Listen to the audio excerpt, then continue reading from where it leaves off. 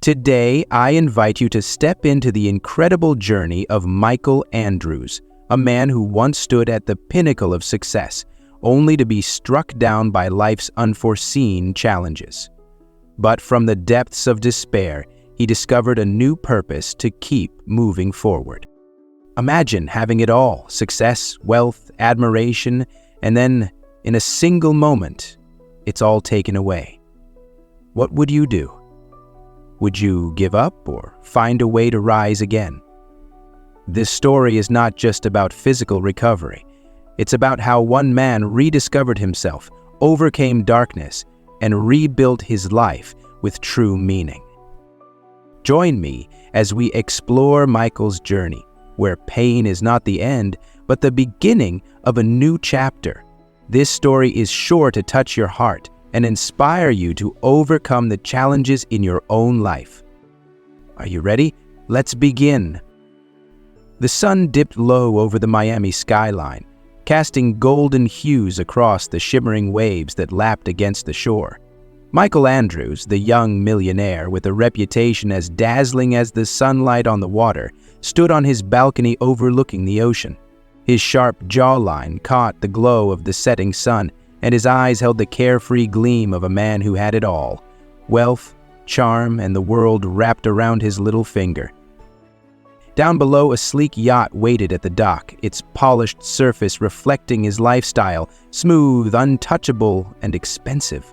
The sound of laughter floated up as Michael's friends gathered for another night of indulgence. These were his people. Adventurous, ambitious, and equally enamored with the pleasures money could buy. Michael's voice rang out, confident and teasing, as he joined them. "Who's ready to watch me conquer the waves this weekend? Miami's finest surfer, undefeated and unstoppable." His best friend Tyler chuckled, shaking his head. "Man, you're cocky. Don't let that ego of yours wipe out before you do." Michael grinned, his white teeth flashing like the crest of a breaking wave. "Ego? It's not ego when it's the truth." Beside him, Jessica, his girlfriend, clung to his arm, her fingers tracing lazy patterns on his bicep. She tilted her head, her golden hair catching the last rays of sunlight. "Michael, you're not just a man. You're a force of nature. I don't think anyone could ever beat you at anything." Her words were honeyed, but Michael soaked them in. He thrived on admiration. It was the fuel that powered his larger-than-life persona. He lifted a glass of champagne, the bubbles mirroring his buoyant mood, and made a toast. "To living large and taking every wave life throws at us. Cheers!" The night unfolded in a blur of luxury, laughter echoing against the star-speckled sky, the clink of glasses celebrating nothing and everything. But amid the revelry, Michael's mind already raced ahead to the weekend's challenge. He imagined the waves rising to meet him, the rush of adrenaline as he cut through the water, and the applause waiting on shore. He lived for those moments when the world was his stage and he was its star. The next morning, Michael's routine was a perfect reflection of his life, calculated, high energy, and polished to perfection. He jogged along the beach, his steps steady and rhythmic against the soft sand. Each stride spoke of a body honed through years of discipline and a mind conditioned to win. "Morning, champ," an older man called from a nearby cafe, raising his coffee cup in greeting. Michael waved back with a grin, never breaking his stride. His days were a mix of business deals that solidified his millionaire status and hobbies that showcased his endless talents. By noon, he was in a boardroom, dressed sharply in a tailored navy suit.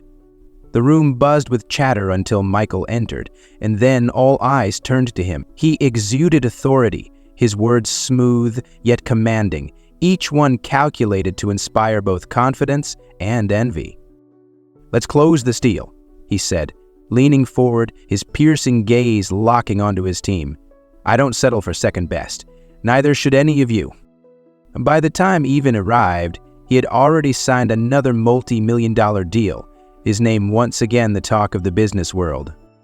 Michael's life was a tapestry woven with extravagance and admiration, but it was the thrill of pushing limits that truly set his pulse racing. That weekend, he stood at the edge of the water, surfboard in hand. The ocean seemed alive, its waves roaring like a beast, eager to challenge him. "Let's see what you've got," Michael murmured, his voice low and daring. He waded into the water, the icy touch sending a shiver up his spine, a feeling he quickly shrugged off. Fear wasn't part of his vocabulary. Tyler shouted from the shore, cupping his hands around his mouth, "Don't get cocky, man! Those waves look nasty!" Michael glanced back, his grin cocky but his eyes sharp. That's the point. As he paddled out, the world seemed to fade. It was just him and the ocean, the battle of wills between man and nature. The first wave hit, a wall of water that towered above him, but Michael sliced through it with practiced ease. Adrenaline coursed through his veins as he caught another wave, riding its crest like a king on his throne. For a moment, time stood still. The wind whipped against his face, the water surged beneath him, and the world seemed to hold its breath. This was his domain, his glory, his proof that he could conquer anything. Back on shore, Jessica watched with a mixture of awe and anxiety. She clutched Tyler's arm, her voice shaking. Do you think he's pushing too hard?" Tyler shook his head, though his eyes remained fixed on Michael. "That's just who he is. He doesn't know how to hold back." The crowd cheered as Michael rode wave after wave, their voices a distant roar against the symphony of the sea. But as the sun began to set, painting the horizon in fiery reds and oranges, the waves grew fiercer, more unpredictable. Michael hesitated, his instincts whispering caution, but his ego roared louder. One last wave, he thought. One more triumph to seal the day. The wave rose before him, monstrous and unyielding. It was a challenge he couldn't resist. He paddled toward it, his muscles straining, his heart pounding. As he caught the wave's crest, the world blurred into motion. A kaleidoscope of water, sky, and pure exhilaration. For a moment he was invincible, and then the wave roared back. It surged with a force he hadn't anticipated, knocking him off balance. The board flipped, the water engulfed him, and for the first time, Michael felt small. He tumbled beneath the surface, disoriented, the ocean dragging him deeper with every second. The scene on shore shifted from cheers to gasps. Jessica screamed, her voice piercing the chaos. "Michael, someone help him!" Tyler and another friend dove into the water, their strokes frantic as they searched for him. Minutes stretched into what felt like hours before they pulled Michael from the ocean, his body limp and unresponsive. "I'll call an ambulance," Tyler shouted, his voice thick with panic. The crowd parted as paramedics arrived, their movements swift but careful. As they loaded Michael onto the stretcher, his once vibrant face was pale, his breath shallow. The golden boy, the untouchable star, now looked fragile, a man brought low by the very force he sought to conquer. As the ambulance sped away, the setting sun cast long shadows over the beach, as if the day itself mourned the fall of a man who had seemed larger than life. The hospital lights were blinding, sterile, their cold fluorescence stripped away the glamour that once surrounded Michael Andrews, leaving behind a man broken and vulnerable. The rhythmic beeping of the heart monitor filled the room, a steady reminder of life hanging by a thread. Outside, rain pattered softly against the windows, as if the heavens themselves were weeping for a man who had soared too high, only to be pulled back down. Michael stirred, his head pounding with a dull ache. His eyes fluttered open to find himself lying on a stiff hospital bed, the white sheets tucked tightly around him. Disorientation clung to him like a fog, and for a moment, he thought he was dreaming. But then he tried to move. Pain shot through him, sharp and unrelenting. His legs felt wrong, heavy, immobile, alien. Panic clawed at his chest as he struggled to lift them, but they refused to obey. A strangled sound escaped his lips, a mixture of disbelief and fear. The door creaked open and a middle-aged doctor in a crisp white coat stepped in, his face a mask of professional sympathy. Behind him hovered Jessica, her usual confidence replaced by a fragile unease, her hands wrung together as if trying to squeeze out her guilt. "Good to see you awake, Mr. Andrews," the doctor began, his tone gentle but firm. "You gave us quite the scare. How are you feeling?" Michael ignored the question, his voice rough as sandpaper. "What's wrong with my legs?" His words came out sharper than intended, edged with desperation. The doctor hesitated, glancing at Jessica before meeting Michael's gaze. "Michael," he said softly, "the accident caused severe trauma to your spine. We performed surgery to stabilize the damage, but Michael," he paused, as if searching for the right words, though there were none that could soften the blow. "Your lower body is paralyzed. The damage is irreversible. I'm so sorry." Paralyzed. The word hit him like a wrecking ball, shattering the carefully constructed image of who he was. Michael Andrews, the athlete, the golden boy, the man who could do anything, was now confined to a body that had betrayed him. His breaths came in ragged gasps, his chest heaving under the weight of the revelation. "No," he whispered, shaking his head. "You're wrong. This can't be real. I can't be?" Jessica stepped closer, her face pale. "Michael," she said softly, reaching for his hand. But the warmth of her touch felt like ice against his skin. "Don't!" he snapped, pulling his hand away. His eyes burned with unshed tears as he turned to the doctor. "There has to be another way. Surgery, therapy, something." The doctor sighed, his expression heavy. "We'll explore every option to help you adapt. But the paralysis is permanent. I know this is a lot to take in, but we'll be here to support you." Support. The word felt hollow, meaningless. Michael clenched his fists, his nails digging into his palms. This wasn't support. It was pity. He didn't need pity. He needed his life back. In the days that followed, the hospital became a prison. The walls seemed to close in on him, the constant hum of machinery, a mockery of the vibrant world he once ruled. Friends came and went, their faces painted with awkward smiles and empty reassurances. But they didn't stay long. Their visits grew shorter, their excuses more transparent. Jessica, however, lingered. She brought flowers and tried to make small talk, but her words fell flat. Michael could see the strain in her eyes, the cracks forming in her polished exterior. She avoided looking at his legs as if the sight of his stillness was too much to bear. One evening, as the sun dipped below the horizon, painting the room in shades of orange and gold, Jessica finally broke. "Michael," she began, her voice trembling, "I've been thinking about us." Michael's heart sank. He didn't need to hear the rest to know where this was going. "Don't," he said, his voice low and brittle. "I have to," she insisted, tears pooling in her eyes. "This is too much for me. I didn't sign up for this. I can't do it. I'm sorry." He stared at her, the woman who had once clung to his arm with adoration, now looking at him as if he were a burden.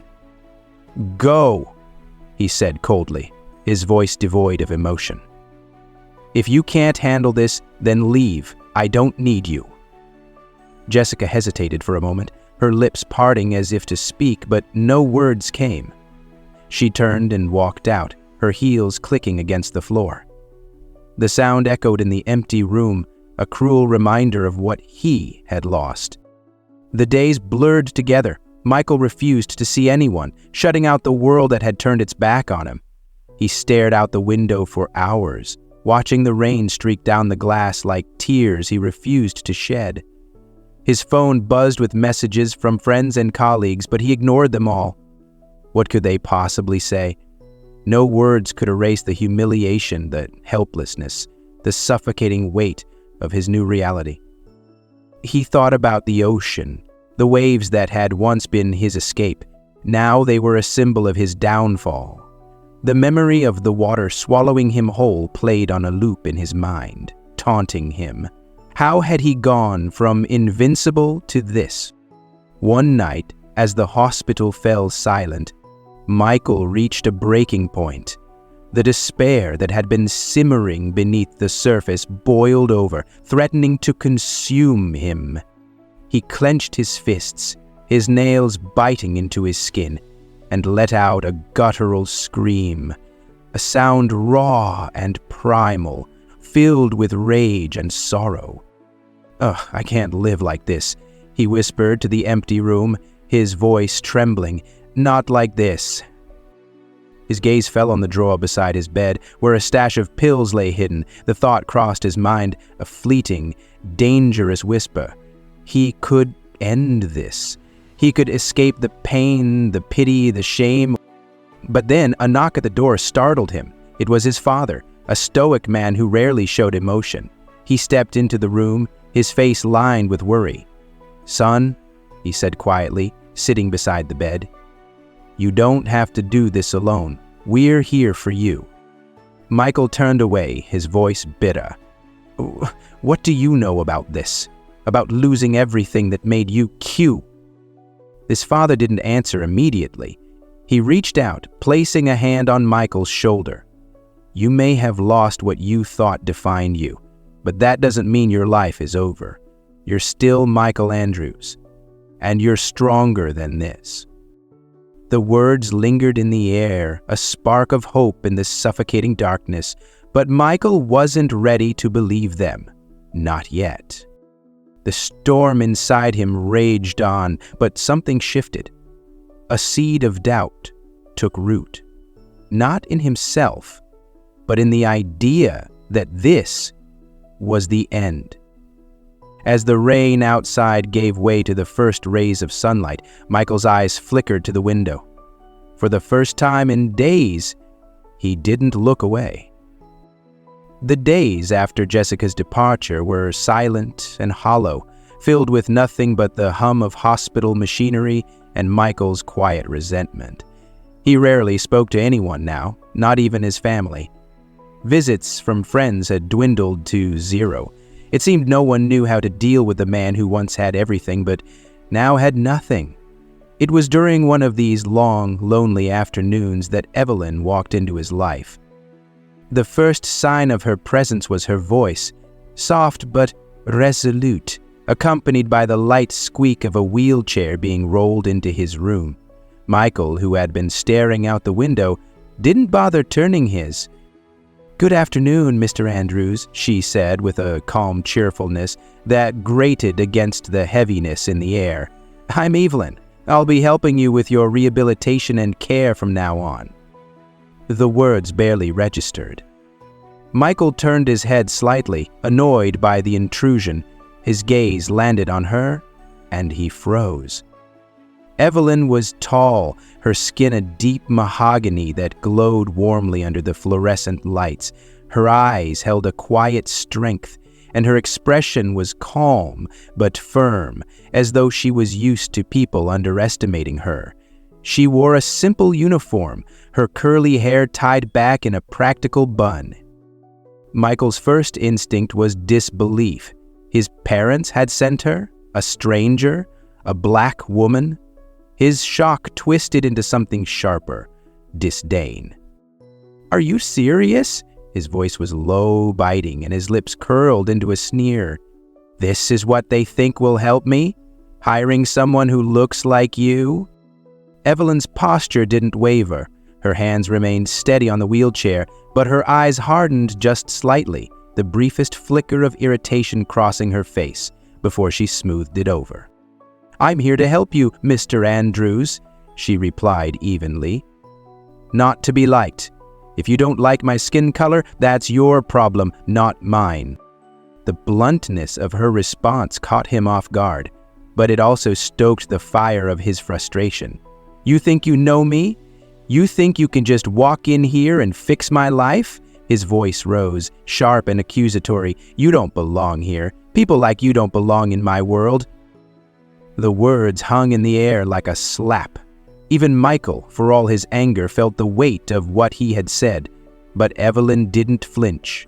Her expression was unreadable as she straightened her back and met his glare with quiet defiance. "I've heard worse," she said simply, her voice calm but unyielding. "You're angry and you're lashing out. I can take it, but I'm not leaving." Her calm infuriated him. He wanted her to break, to show weakness, to prove she didn't belong in his pristine, crumbling world. Instead, she simply began to adjust the settings on his wheelchair, speaking as if his words hadn't cut like daggers. "I know you think this is the end for you," she said matter-of-factly, not looking at him, "but you're wrong. Your life isn't over, Mr. Andrews. It's just different now, and like it or not, I'm here to help you figure that out." Michael turned away, unwilling to give her the satisfaction of a response. His jaw clenched as he stared out the window, watching the sun sink below the horizon. He wanted to hate her, but there was something in her calm, unwavering presence that unsettled him. She wasn't here to pity him, she wasn't here to coddle him, and she certainly wasn't afraid of him. Over the next few days, Evelyn's presence became a constant in his life. She arrived early in the morning, her footsteps light but purposeful. She spoke to him like a peer, not a patient, though her tone was always professional. She was efficient and unrelenting, managing his care with a precision that left no room for argument. Michael, however, made it his mission to push her away.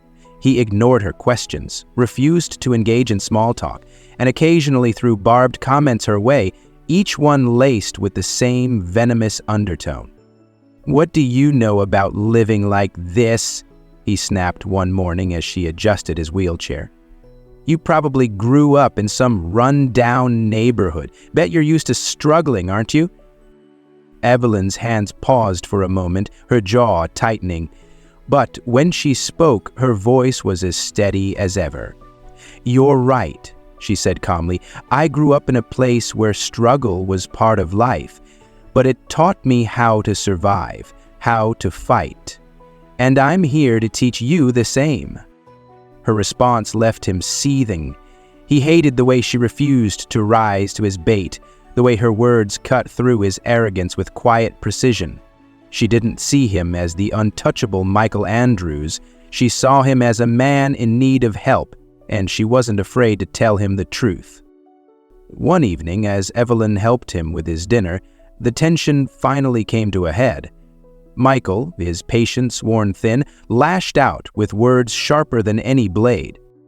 "You don't belong here," he said coldly, his voice dripping with contempt.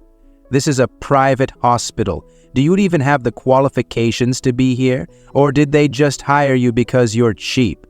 Evelyn set the spoon down with deliberate care, her eyes locking onto his with a fire he hadn't seen before.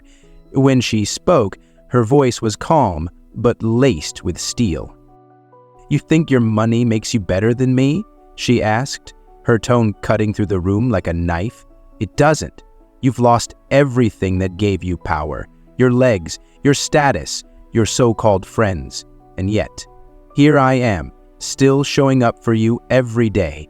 Not because I have to, but because I believe you can be better than this bitter, hateful version of yourself."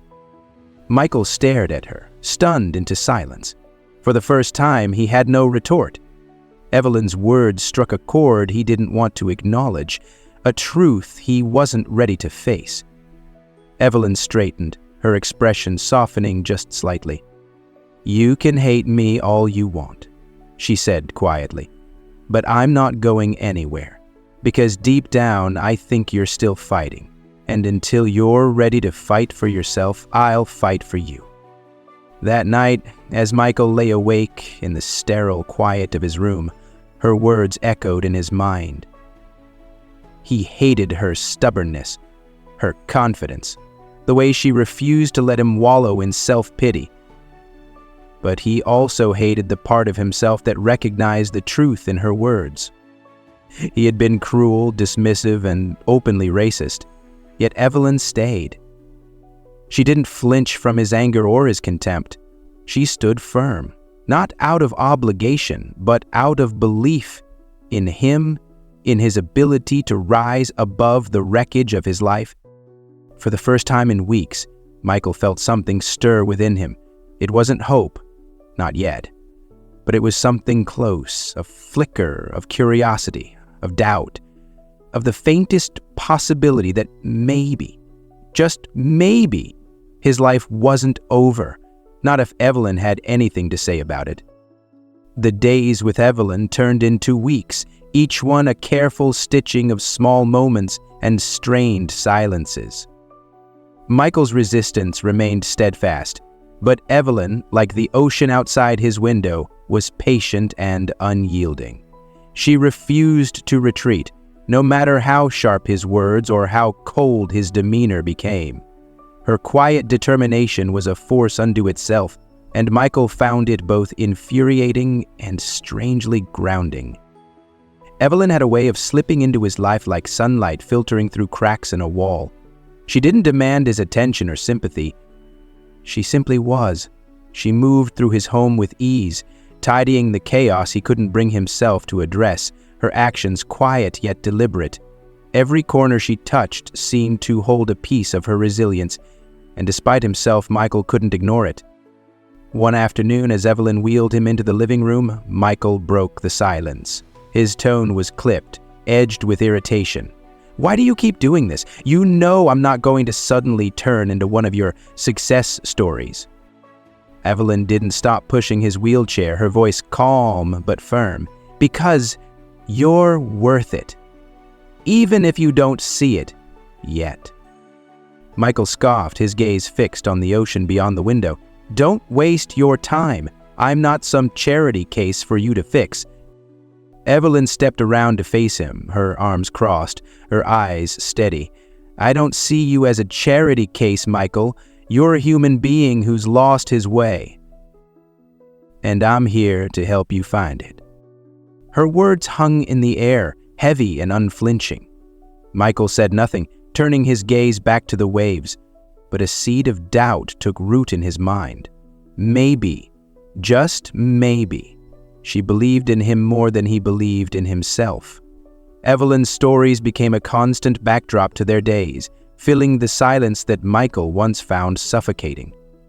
She spoke of her childhood, weaving vivid pictures of her life with words that carried both joy and struggle. She told him about her mother, who had worked 3 jobs to keep food on the table, and about her siblings, who had taught her the value of loyalty and resilience.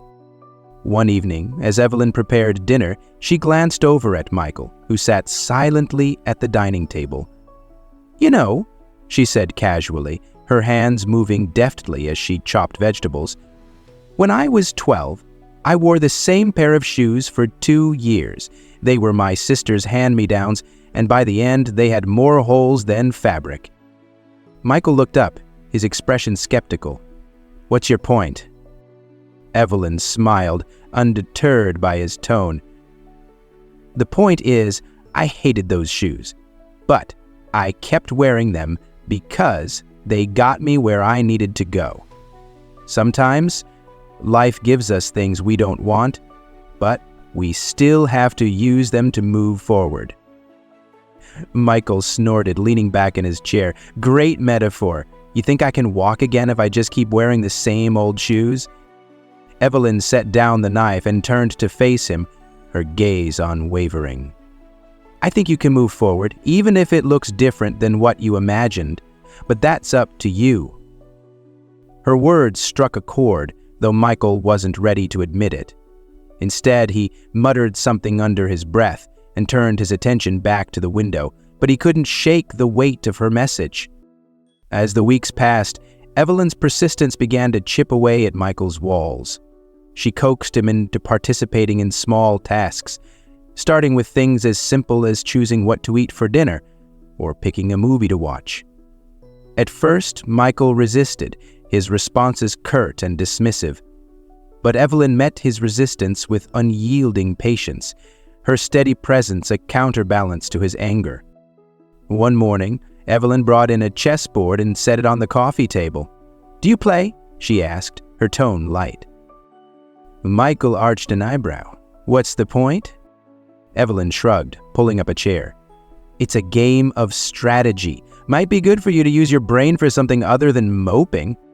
The jab was subtle, but Michael cut it. He narrowed his eyes, his competitive streak flaring despite himself. "Fine, but don't expect me to go easy on you." Evelyn smiled, her fingers deftly arranging the pieces. "I wouldn't dream of it." The game was slow at first, the silence between them punctuated only by the sound of pieces moving across the board. But as the game progressed, Michael found himself absorbed in the challenge, his mind sharpening with each move. By the time Evelyn declared checkmate, Michael was frowning, but it wasn't the bitter frustration he had come to know.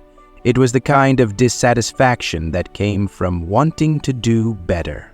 "You got lucky," he muttered, setting up the board for another game. Evelyn smirked. "Sure, let's call it luck."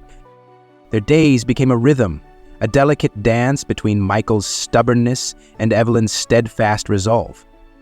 She introduced small changes to his routine, each one designed to push him just slightly out of his comfort zone. She encouraged him to join her in the kitchen, to pick up a book, to wheel himself to the window instead of waiting for her to do it. At first, Michael balked at every suggestion, his resistance as predictable as the tides. But Evelyn never pushed too hard. She let him sulk, let him rant, but she never let him give up entirely. Her patience was a steady tide, wearing away his defenses one wave at a time. One afternoon, as they sat by the window, Michael surprised himself by asking a question. "Why do you care so much?" he asked, his voice quiet, almost vulnerable. Evelyn turned to him, her expression soft. "Because I've been where you are in my own way. I know what it feels like to think you've lost everything. And I know how much it means to have someone who doesn't give up on you." Michael studied her face, searching for any hint of insincerity, but found none. Her words, simple yet profound, settled in his chest like a heavy truth. He didn't respond, but for the first time, he allowed himself to believe that maybe, just maybe, he wasn't as alone as he thought. Evelyn's presence began to feel less like an intrusion and more like a lifeline. She wasn't just his caretaker, she was a force of nature pulling him toward the light even when he resisted. Her laughter filled the once silent halls of his home, her stories weaving threads of hope into the fabric of his days. One evening, as they watched the sun dip below the horizon, Evelyn asked him a question that caught him off guard. "What's something you used to love doing, before all this?" Michael hesitated, his gaze fixed on the waves. "Surfing," he admitted, his voice tinged with both longing and bitterness. "Could make me feel alive." Evelyn nodded, her eyes thoughtful. "Maybe it's time to find something else that makes you feel alive."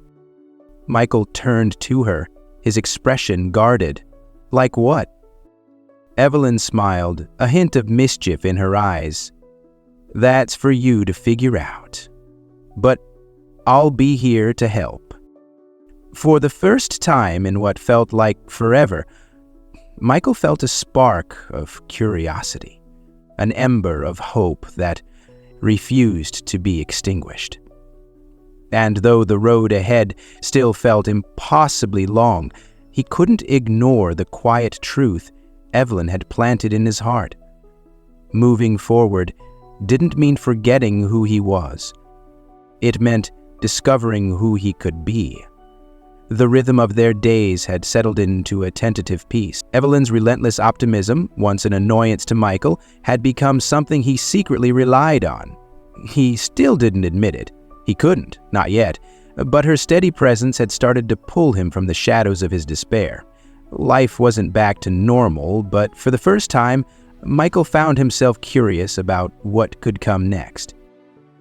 Evelyn, true to her nature, never demanded gratitude or acknowledgement. She moved through his life like a quiet force of change, shaping his days with small acts of care and determination. It was one of those small acts, a passing comment really, that planted the seed for what would become a moment Michael never expected. One morning, as Evelyn adjusted his wheelchair by the dining table, she chatted idly about her plans for the weekend. "You know," she said with a laugh, "it's my birthday on Saturday. Not that I'm expecting much. A quiet dinner with my sister and maybe a cake if she remembers."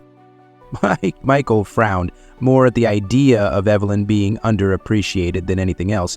"You're not doing anything special?" he asked, his tone sharper than he intended. Evelyn shrugged, her smile soft. "Special isn't about big parties or fancy gifts. It's about being with people who matter." Her words lingered in his mind long after she left the room. For someone who had once been surrounded by grandeur and extravagance, the simplicity of her sentiment struck a chord. Evelyn mattered. She had clawed her way into his life with her patience, her stories, and her quiet strength. And though Michael couldn't put it into words, he felt a deep need to acknowledge her, to show her that she wasn't just another caretaker passing through his life. The idea came to him later that evening as he scrolled aimlessly through his phone. He stumbled across a pair of brightly colored socks, a silly, whimsical design covered in rainbows and stars. He remembered Evelyn mentioning in passing how much she loved anything with a little color, and how rainbow socks had once been her favorite accessory as a kid.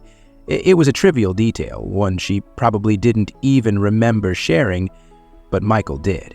And for reasons he couldn't quite explain, he decided to make it matter. He called Henry, his doctor, and one of the few people he still trusted. "Henry," he began, his voice low but purposeful, "I need a favor." Saturday, the house felt unusually quiet. Evelyn had taken the morning off to spend time with her sister, and Michael found himself strangely restless.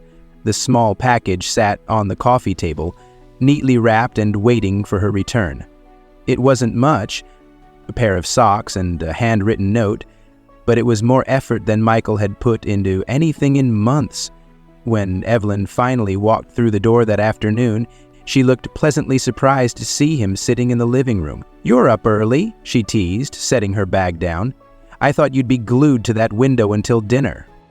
Michael gestured to the package on the table, his expression unreadable. "It's for you," he said simply. Evelyn's brows furrowed in confusion as she picked up the package. "What's this?" "Just open it," Michael said, his tone gruff. He shifted in his wheelchair, suddenly unsure of himself. Evelyn carefully peeled back the wrapping paper, revealing the socks underneath. Her laughter came first, a warm, genuine sound that filled the room like sunlight. But when she looked at Michael, her eyes shimmered with something deeper. "You remembered," she said softly, holding up the socks. "I can't believe you remembered." Michael shrugged, his gaze fixed on the floor. "It's just a pair of socks." Evelyn shook her head, her smile radiant. "It's not just socks, Michael. It's thoughtful, and that means more than you know." That evening, Evelyn invited Michael to a small gathering at her sister's house. It was nothing extravagant, just a modest backyard lit by string lights with the faint hum of music playing from a Bluetooth speaker. A handful of people milled about, laughing and chatting as the smell of barbecue filled the air. Michael, despite his initial resistance, found himself surprisingly comfortable. Evelyn's family welcomed him with open arms, their warmth as genuine as hers. Her sister, Clara, teased him mercilessly about how Evelyn had a way of getting under everyone's skin in the best possible way. Evelyn, for her part, floated through the gathering with her usual grace, her laughter lighting up every corner of the yard. She was in her element, and for the first time Michael saw her not as his caretaker but as a person, a vibrant, resilient woman who had her own dreams and struggles. But the evening took an unexpected turn when Evelyn's boyfriend arrived. Tall and broad-shouldered, his presence carried an air of entitlement that immediately rubbed Michael the wrong way. The man's name was Marcus, and from the moment he stepped into the yard, his eyes were on Evelyn. "You've been spending a lot of time with him," Marcus said, his tone low but pointed as he gestured toward Michael. Evelyn frowned, clearly caught off guard. "Marcus, don't start." "No, seriously," Marcus pressed, his voice rising. "You're here taking care of him all day, every day, and for what? Do you even see how this is affecting us?" Michael, sensing the tension, tried to wheel himself away, but Evelyn stepped in front of him, her eyes blazing. "This isn't about you, Marcus," she said firmly. "This is about helping someone who needs me. And if you can't understand that, then maybe you're the one who doesn't belong here." The argument escalated, Marcus's frustration clashing with Evelyn's unwavering resolve. In the end, he stormed off, leaving behind a silence that was both tense and liberating. Evelyn turned to Michael, her shoulders heavy with exhaustion but her expression resolute. "I'm sorry about that," she said quietly. "You shouldn't have had to see it." Michael shook his head, his voice softer than usual. "It's not your fault, and for what it's worth, you handled it well." Evelyn smiled faintly, her earlier joy tempered but not extinguished. "Thank you, Michael. That means more than you know." As the night wore on, Michael found himself reflecting on the evening. For so long, he had seen Evelyn as someone who existed solely to pull him out of his darkness. But tonight he realized she had her own battles to fight, her own burdens to carry, and yet she chose to stay, to fight for him even when it wasn't easy. As they left the party, the moon casting a soft glow over the quiet streets, Michael glanced at Evelyn, her profile illuminated by the streetlights. "Happy birthday," he said suddenly, his voice filled with an unfamiliar warmth. Evelyn turned to him, her smile gentle but genuine. "Thank you, Michael, for everything." For the first time in months, Michael felt the stirrings of something he hadn't dared to hope for: connection, purpose, and the faintest glimmer of gratitude. The days after Evelyn's birthday were quieter. Michael's house felt different, like the air had shifted, carrying with it an unspoken tension. The memory of the argument with Marcus lingered, a sour note that neither Michael nor Evelyn addressed directly. Yet, beneath that tension lay something deeper, an unspoken bond forged in shared understanding. Evelyn continued her routines with the same calm determination she always had, but Michael began to notice the weariness in her eyes. She laughed and smiled as she always did, but there was a heaviness behind it, as if Marcus's words had struck a chord she couldn't shake. Michael found himself watching her more closely. He noticed how she hummed softly while she worked, how her hands lingered on the small framed photo of her family when she dusted the shelves, and how she sighed deeply when she thought no one was listening. For the first time, Michael felt an ache not for himself, but for her.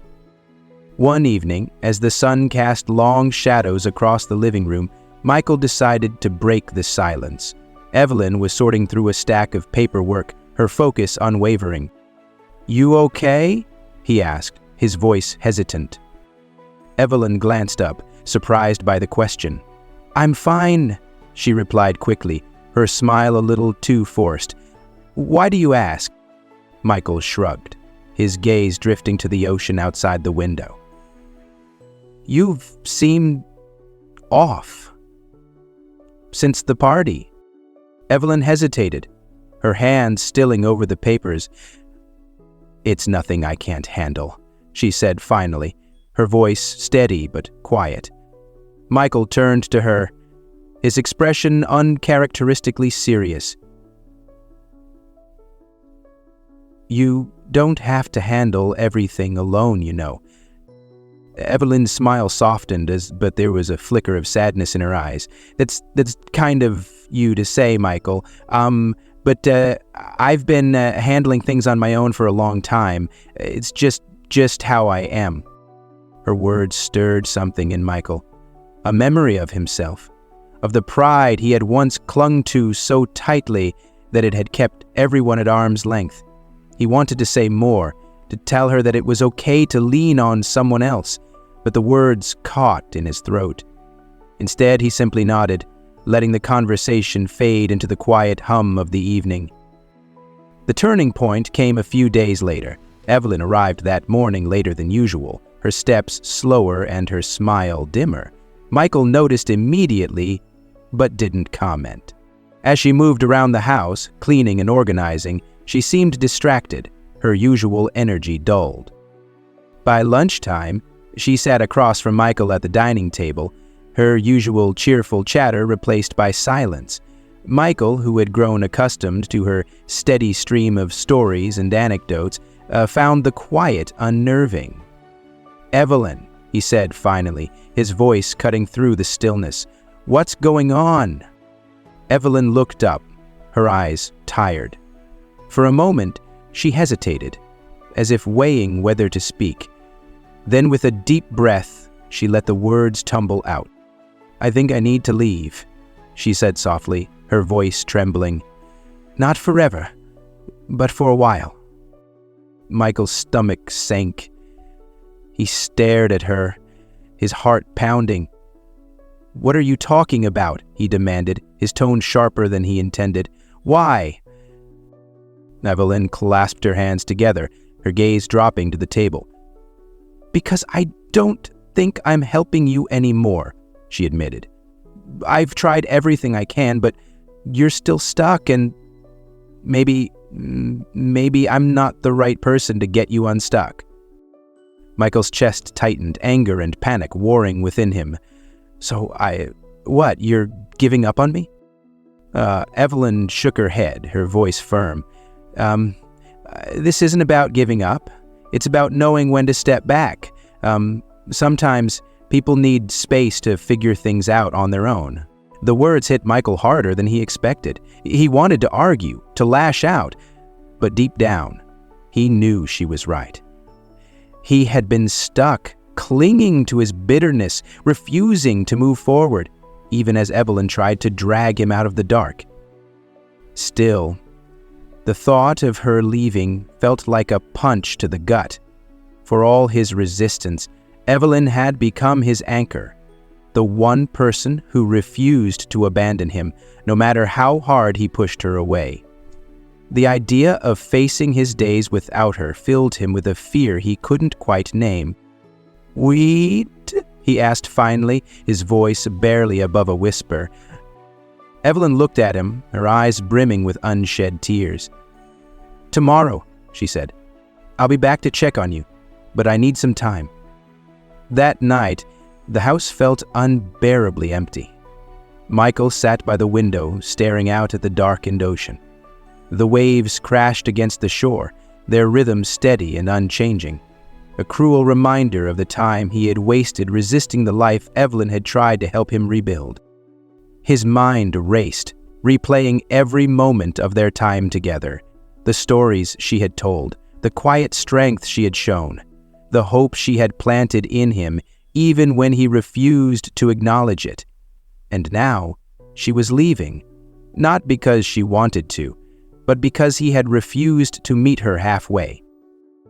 Michael clenched his fists, anger bubbling up inside him, not at Evelyn, but at himself. For months he had wallowed in self-pity, letting his fear and pride dictate his every move, and now, the one person who had fought for him when no one else would, was walking away because he hadn't been brave enough to fight for himself. The next morning, Evelyn arrived to find Michael waiting for her in the living room. He was dressed, his hair combed, and his wheelchair positioned near the door. "You're up early," she said, her tone cautious. Michael met her gaze, his expression resolute. "I'm not letting you leave without proving you wrong." Evelyn blinked, clearly taken aback. "Michael?" "No," he interrupted, his voice firm. "You've spent months fighting for me, even when I didn't deserve it, and I've done nothing but make it harder for you. But I'm done with that. If you're going to leave, fine, but not because you think I can't change." Evelyn stared at him, her eyes wide with surprise. "What are you saying?" "I don't know whether to try for you or for me." "Say it with me. I feel like I'll become adrift if I don't do it. Life and death sometimes are so similar. I'm saying I want to try, for you and for me." For a moment, Evelyn said nothing. Then, slowly, a smile spread across her face, a smile that was equal parts relief and pride. "Okay," she said softly, "let's start today." That day marked the beginning of a new chapter. Evelyn guided Michael through his physical therapy with renewed purpose, her encouragement a steady rhythm that kept him moving forward. It wasn't easy. Each step, each movement was a battle against pain and self-doubt. But for the first time, Michael didn't retreat. He pushed through the discomfort, fueled by the determination to prove to himself that he was stronger than his fear. The days that followed were filled with small victories. Michael wheeled himself to the kitchen without help, managed to stand with the aid of parallel bars, and even cracked a genuine smile during one of their sessions. Each triumph, no matter how small, felt like a step toward reclaiming the life he had thought was lost forever. And Evelyn, true to her word, stayed by his side, not as his caretaker, but as his partner in the fight. As the sun set on another long day, Michael sat by the window, watching the waves roll in. Evelyn joined him, a cup of tea in hand. You didn't have to come back," he said quietly. Evelyn smiled, her voice soft but steady. "I never really left." For the first time, Michael allowed himself to believe it. The days following Michael's breakthrough marked the beginning of something neither he nor Evelyn had anticipated, a journey not just toward physical recovery, but toward rediscovery. With each passing day, the house that had once been a prison of despair began to feel like a space for growth. The rhythm of their routines shifted. Where before there had been resistance, there was now determination. Michael had begun to live again, and Evelyn remained his steady compass, guiding him through the rough terrain of healing. It started with a simple suggestion over breakfast. Evelyn poured them both cups of coffee, her gaze flicking to the ocean outside. "You know," she began, her tone light, "we've been cooped up in this house for too long. Maybe it's time we got out of here." Michael raised an eyebrow, skeptical but intrigued. "Where exactly do you think I'm going to go? Not like I'm hopping on a surfboard anytime soon." Evelyn smirked, unbothered by his sarcasm.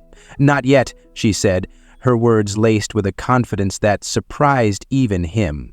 "But there are other places you've always wanted to see." Her comment stirred something in him, a memory buried under layers of anger and self-pity. Before the accident, Michael had kept a mental list of places he wanted to visit.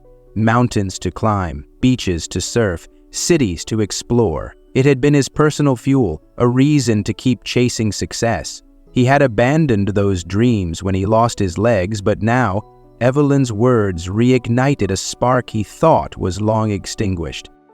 "Are you serious?" he asked, his tone a mix of disbelief and curiosity. Evelyn shrugged, taking a sip of her coffee. "Why not? The world didn't stop moving just because your legs did. And last I checked, life's still out there waiting for you."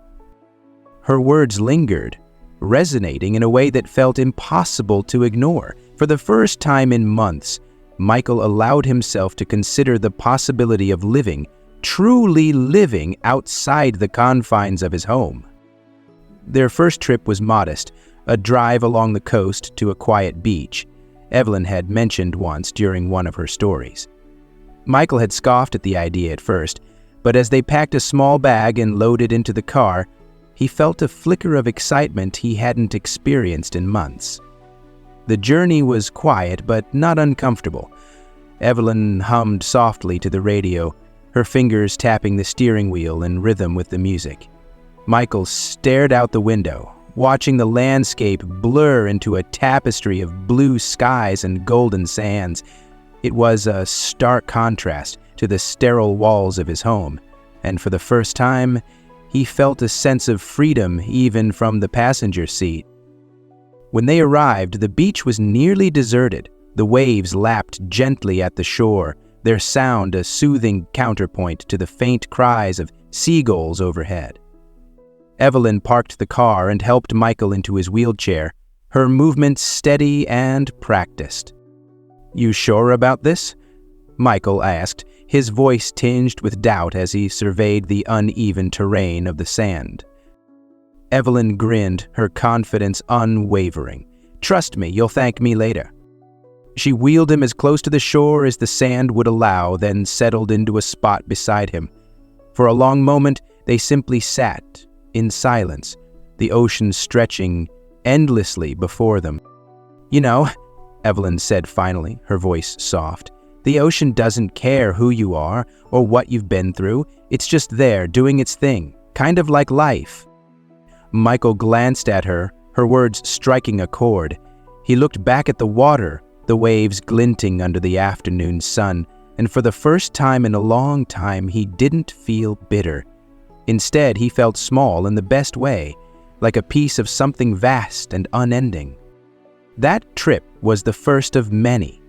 Over the weeks that followed, Evelyn planned small excursions, each one tailored to nudge Michael further out of his comfort zone.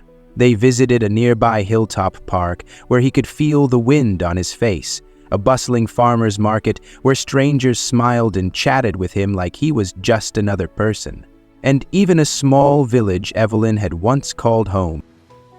Each journey brought its own set of challenges, and there were moments when the physical strain seemed too much, when the logistics of navigating unfamiliar terrain in a wheelchair felt overwhelming.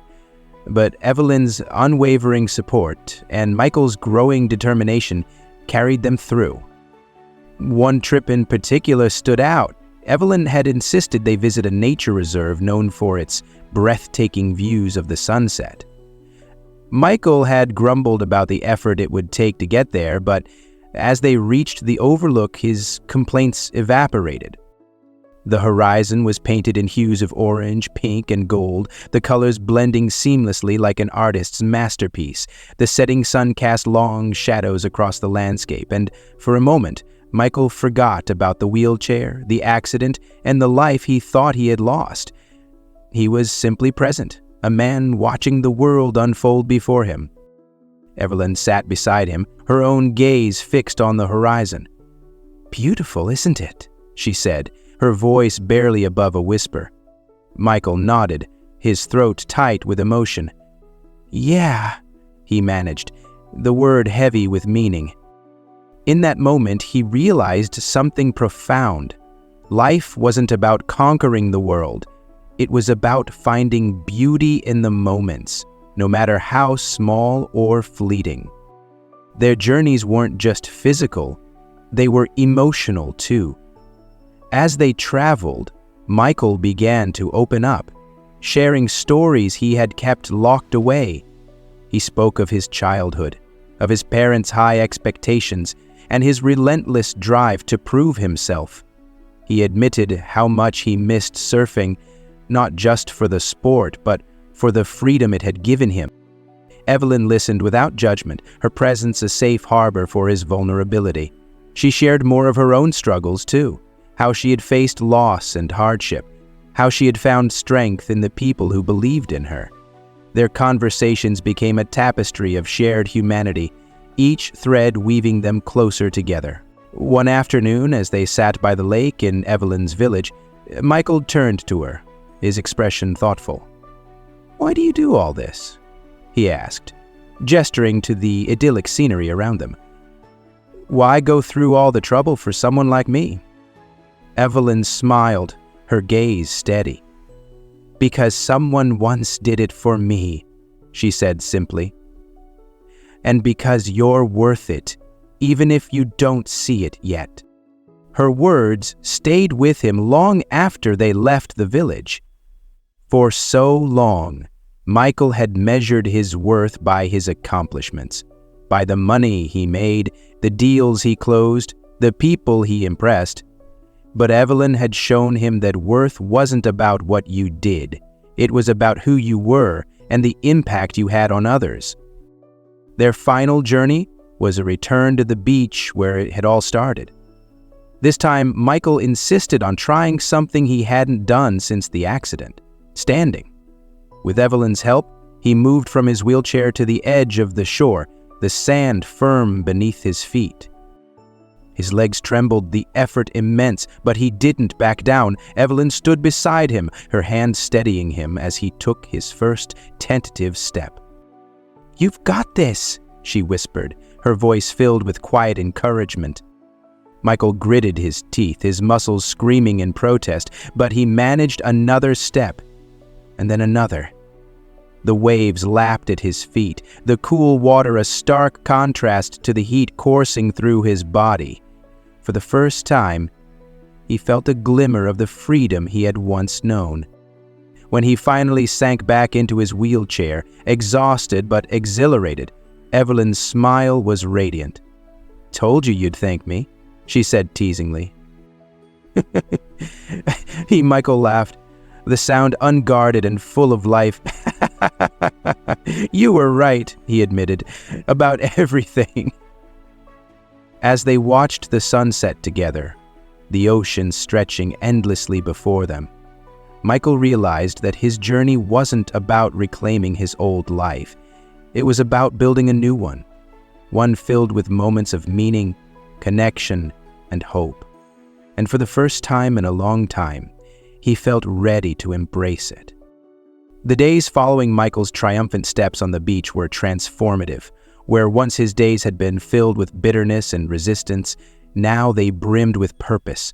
The tentative steps he had taken at the water's edge weren't just physical.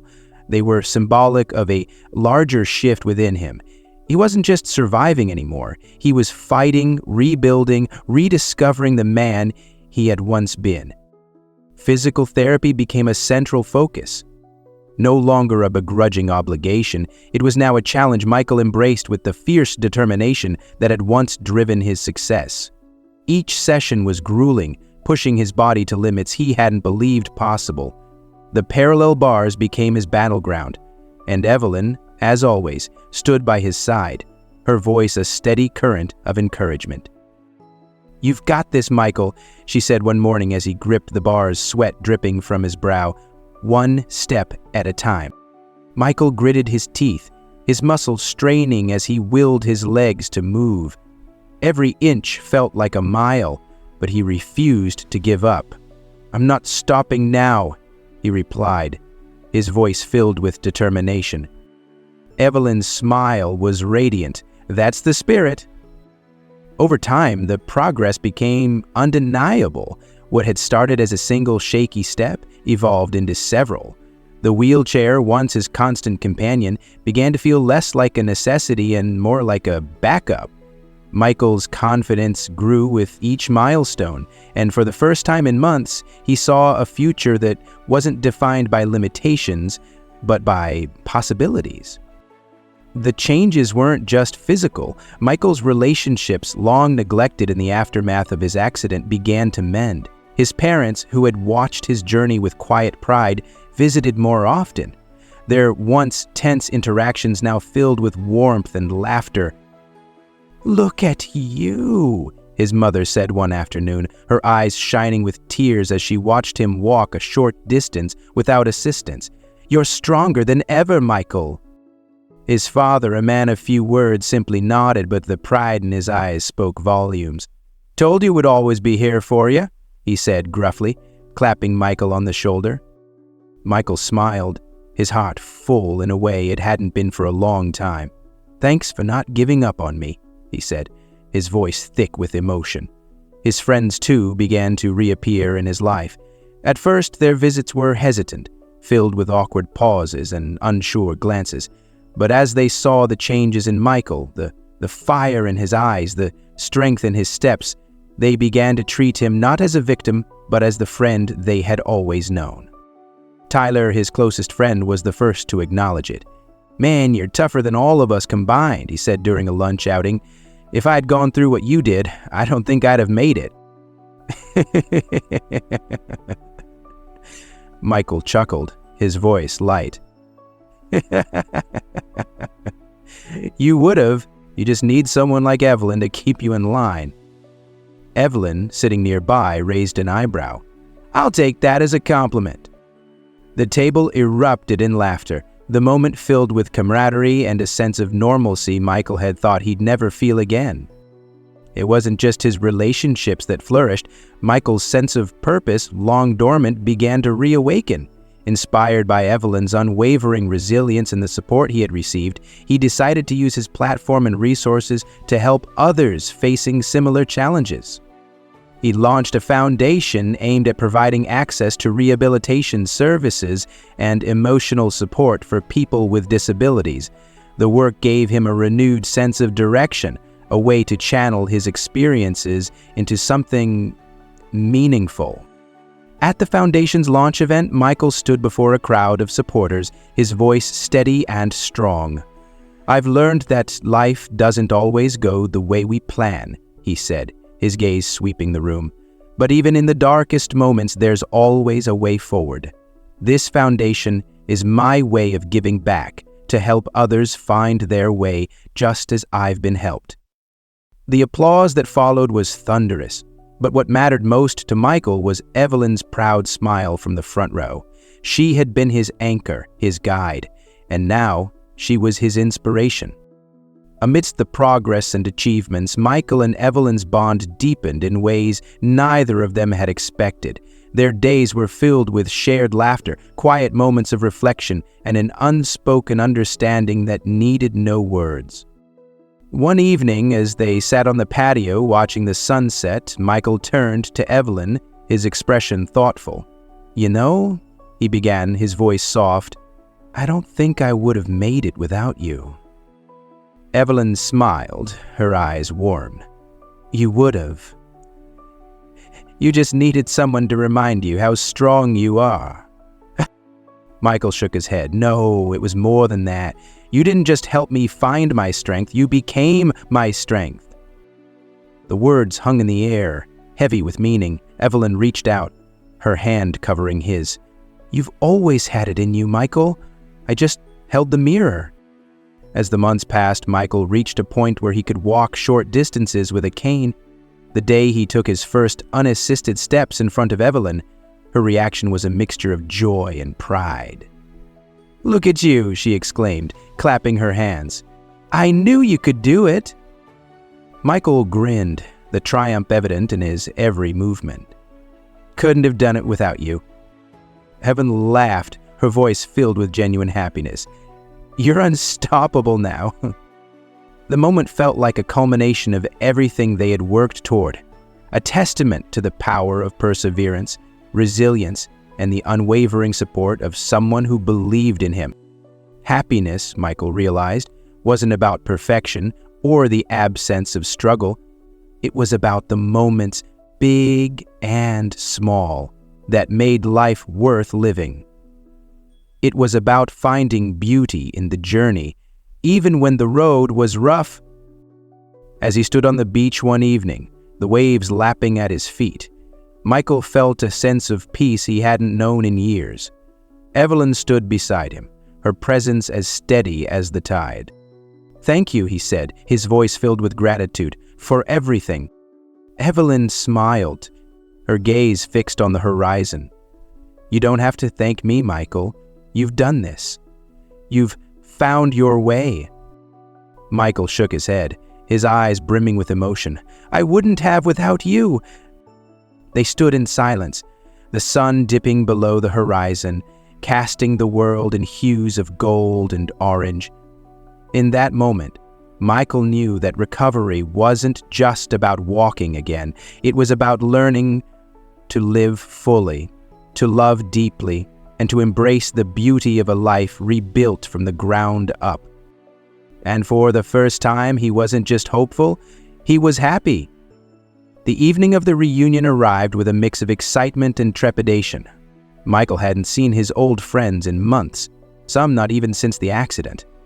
The thought of walking into a room full of familiar faces, some supportive, others indifferent, and perhaps a few judgmental, stirred a cocktail of emotions he wasn't sure he was ready to confront. But Evelyn's steady encouragement had been unwavering, as always. "You've come so far, Michael," she reminded him as they prepared to leave. She adjusted the lapel of his tailored suit, her touch light but grounding. "Tonight isn't about proving anything to anyone. It's about showing yourself how far you've come." Michael glanced at his cane, leaning against the wall nearby, and then at his reflection in the mirror. He barely recognized the man staring back. A man who had fought through despair and emerged stronger. A man who no longer defined himself by what he had lost, but by what he had gained. "Let's do this," he said finally, his voice steady. The party was held at a sprawling estate overlooking the ocean, the same waters that had once been Michael's greatest passion and harshest teacher. As he and Evelyn approached the grand entrance, the sound of laughter and music spilled out, mingling with the salty breeze. He paused for a moment, taking it all in, before stepping forward. Inside, the room was alive with energy. Clusters of people gathered under glittering chandeliers, their voices rising and falling in waves of animated conversation. Michael's entrance didn't go unnoticed. Heads turned and whispers followed as he moved through the room with Evelyn at his side. "Michael," a voice called out. It was Tyler, his old friend, weaving through the crowd with a broad grin. "Man, it's been ages." Michael clasped Tyler's hand, the familiarity easing some of his tension. "Good to see you," he said, his voice warm. "It's been a while."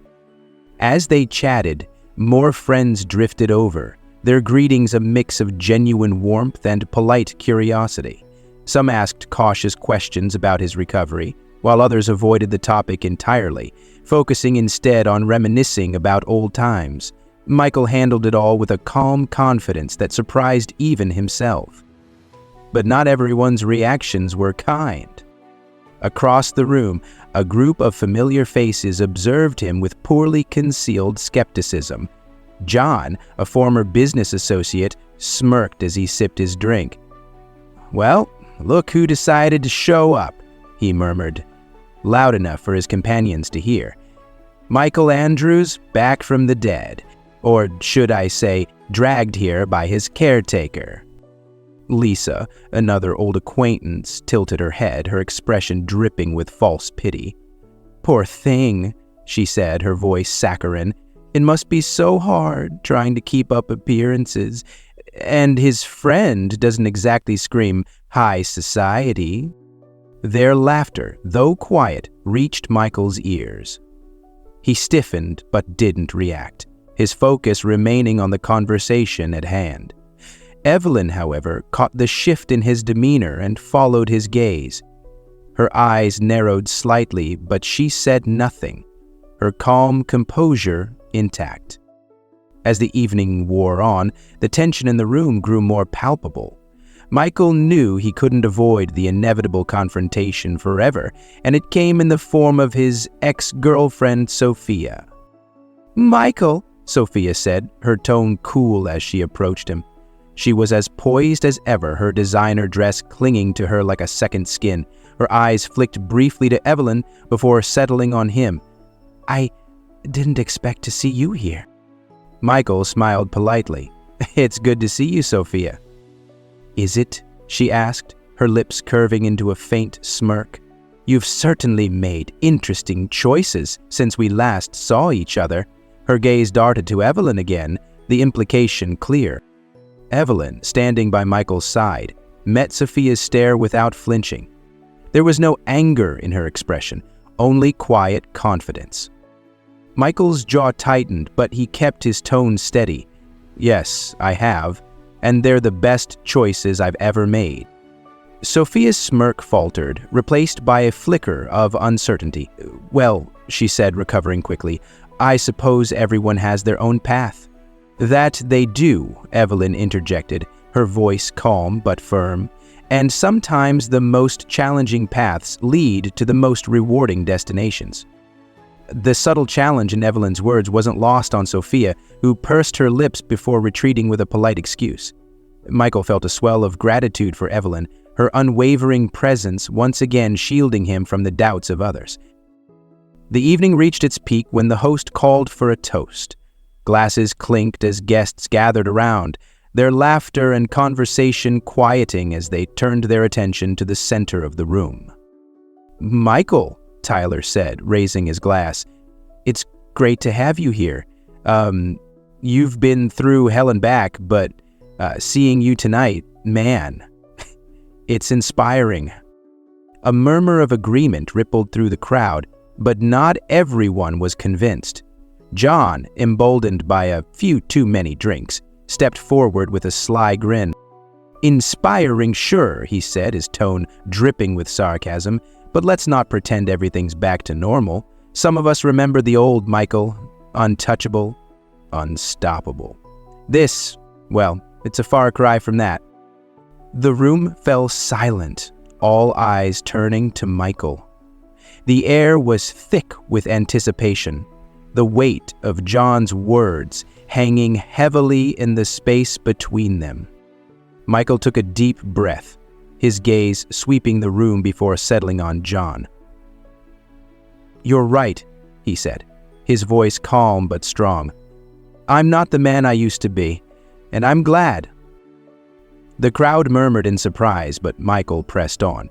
The old Michael cared too much about appearances, about winning at all costs. He thought being untouchable made him strong. But strength isn't about being untouchable. It's about being able to fall and get back up. It's about the people who stand by you when you're at your lowest. His eyes flicked to Evelyn, who smiled softly, her pride evident. "I've learned that strength isn't something you have to prove to anyone else. It's something you find within yourself. And it's something you build with the help of the people who truly care about you." The room erupted into applause, the sincerity of Michael's words breaking through the lingering tension. Even John, though visibly chastened, offered a grudging nod. As the night wore on, the atmosphere shifted. Conversations became warmer, more genuine, as people approached Michael not out of curiosity but respect. Evelyn, too, found herself at the center of attention, her quiet strength earning admiration from those who took the time to speak with her. By the time they left the party, Michael felt lighter than he had in years. The ocean breeze was cool against his skin as he and Evelyn walked to the car, the sound of the waves a soothing backdrop. "Thank you," Michael said, his voice soft but filled with gratitude, "for being there tonight. For being there, period." Evelyn smiled, her gaze steady. "You didn't need me tonight, Michael. You handled that on your own, but I'm glad I could be there to see it." As they drove away, the lights of the estate fading into the distance, Michael realized that the reunion hadn't just been about confronting his past. It had been about embracing his present and the future that lay ahead. And for the first time, he felt truly free. What do you think about Michael's decision when he chose to face the final challenge? If you were in his shoes, would you listen to your cautious instincts or follow your pride? Leave your comments below. I'd love to know what you think.